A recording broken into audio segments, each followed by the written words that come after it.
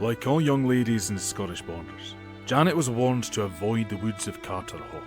It was said that something sinister lurked in there, something that preyed on innocent girls. Janet wasn't frightened though. Her dad owned all of this land, and he even promised it would be hers someday. So this confident, headstrong girl ignored the warnings, and as she strolled peacefully through the woods, picking flowers and quietly singing to herself, she felt, more than saw, a shadowy figure appear from nowhere. Spinning around, she was relieved to see it wasn't a wild beast or a monster. It was just a man. Nothing special there.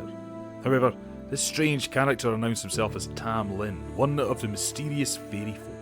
He demanded to know why Janet would dare to cross his bridge uninvited or pick his flowers from the ground. Now, Janet wasn't the kind of lady to back down in the face of arrogance. Besides, this was her land, and she would come and go whenever she chose. In fact, he was the one who should be asking her permission to be there. Now, they might have began their time tearing chunks out of each other, but they soon found they weren't so different after all. One thing led to another, and not long after returning home, Janet discovered she was pregnant. She returned to pick flowers from the same spot as before, and when Tam appeared, she explained her difficult situation. Fairies and humans rarely have much luck in partnerships, but it turned out that Tam wasn't really a fairy after all. He'd once been a mortal man who had tumbled from his horse in this very forest a long time ago, and had been captured by the Queen of the Fairies.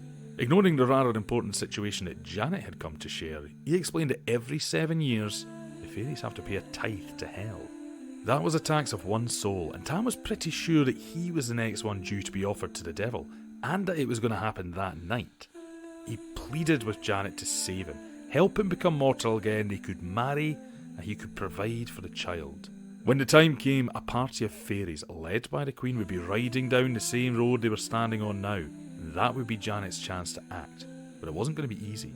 She'd have to pull him from his horse, catch him in her arms, and not let him go until exactly the right moment. That night, Janet found herself crouching in the undergrowth, waiting in the darkness and watching the moonlit path, probably wondering what on earth she'd got herself into. As her mind began to wander, she heard the unmistakable sound of horses' hooves in the distance. The fairies were coming. She soon spied Tam riding a white horse, guarded by fairy warriors and led at the front by the Queen herself. Just as they passed, Janet sprung from the bushes and hauled her lover down, just managing to catch him in her arms.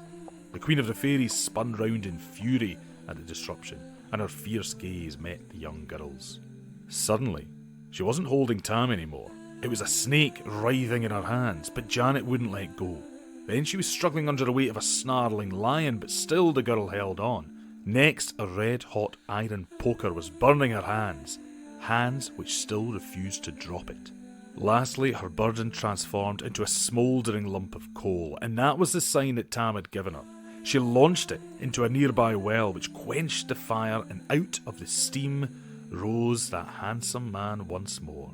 Janet threw her cloak over Tam, masking him from the Queen's gaze, and that was it. She had saved her lover's life. Needless to say, the Queen of the Fairies wasn't too happy about losing her tithe to hell, or her mortal plaything for that matter. But still, she had a grudging respect for young Janet, from one strong woman to another.